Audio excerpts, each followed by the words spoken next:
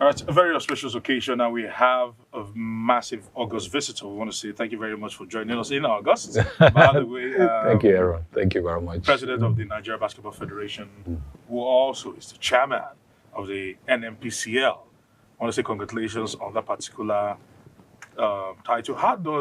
Let me start just briefly. How does that impact positively or maybe even negatively? Because that means the workload will be expanded on your position as the president of the Nigerian Basketball Federation. So is it basketball on NNPCL Yes, no, or is it NNPCL on basketball? Because NNPCL is more engaging than basketball. well, it's true on an everyday basis. I keep on telling my colleagues in NNPC Limited that we're trying to always, on an everyday basis, please our main stakeholders, who are the Nigerian population, the guys in the streets, right? The guys who otherwise are the ones going to an NPC filling station to take gas, fuel and all that. So those are our everyday engagement. So that is every day.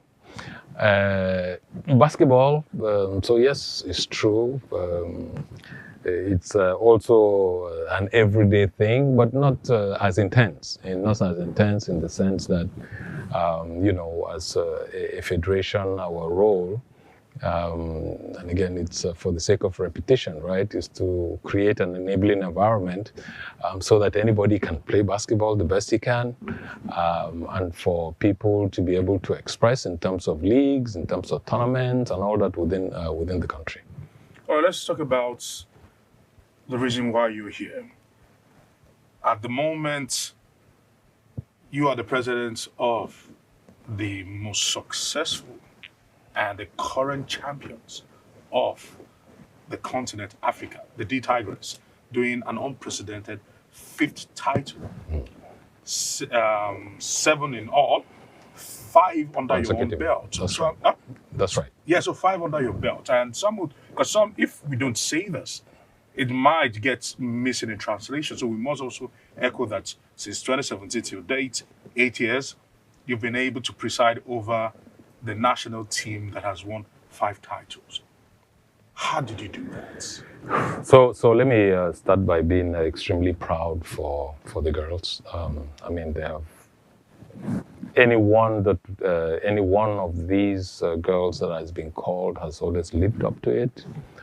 Has always played her heart out, and I make a summary of it always by saying the Nigerian spirit, the Nigerian fighting spirit. You can't kill it. So again, apart from the 5 consecutive, and thank you very much for making a mention of it. We barely had. I think it was just 2 months into office in 2017. That we went for the AfroBasket for the women after having won quite a few years before then. And then we have sustained it up till now. So I think I will just put it in brief and say it's continuous engagement and keeping them, again, in shape, monitoring what they're doing, the clubs they play for, how they're playing, so that once we get round, to the frequent meets that we do, offline or off-season,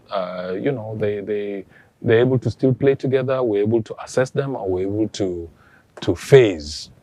So clearly, the ladies who played in 2017, you'll see it's not maybe the same, but you can see it has been seamless in terms of performance, all in a way to say that we are constantly on their case every day, looking at what they're doing, all to make sure that once we meet, we're able to continue winning. So for the $100,000.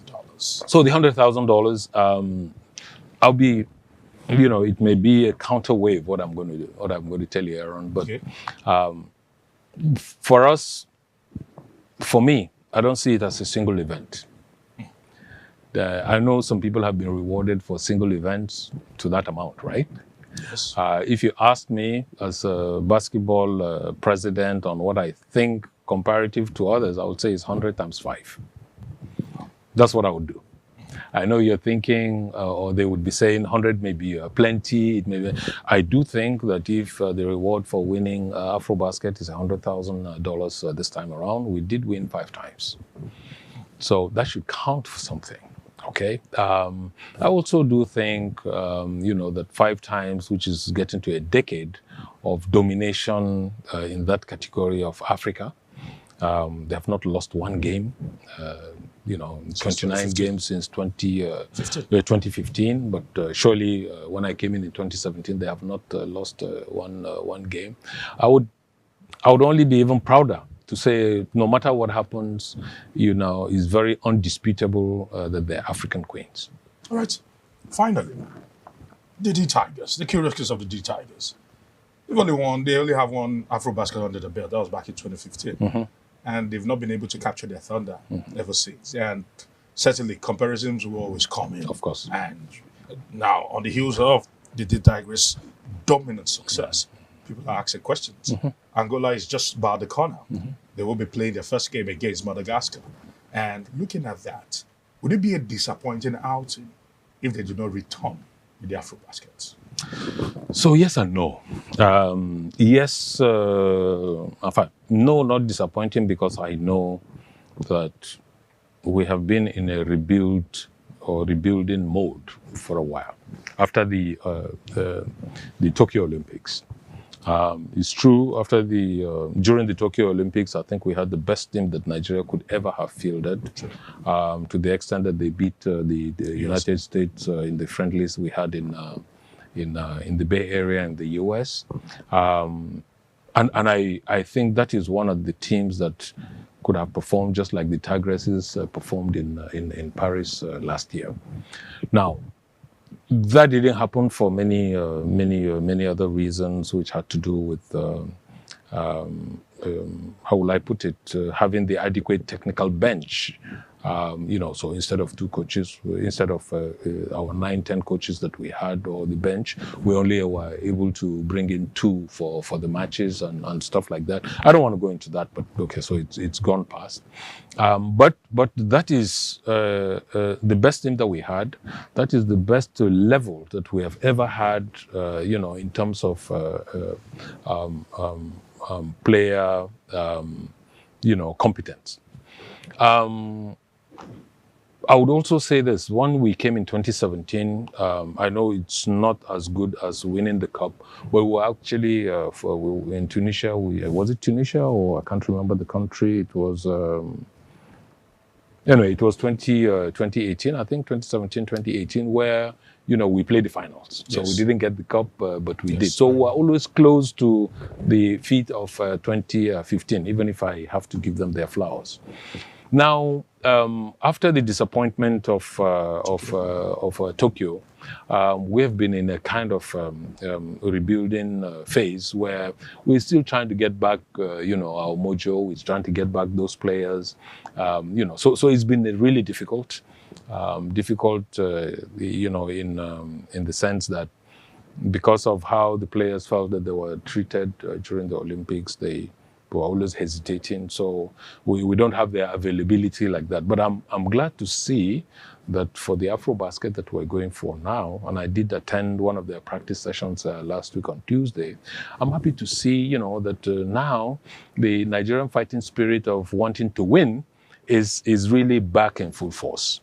Not is it back in full force, but like you put it very uninnocently, they've seen what the girls have done. So hey, if the women can do, we men should be able to do it better, right? So it's up to them to prove their mantle. So my approach and my take on this, Aron, is that I will be very, very happy if my boys play their best game.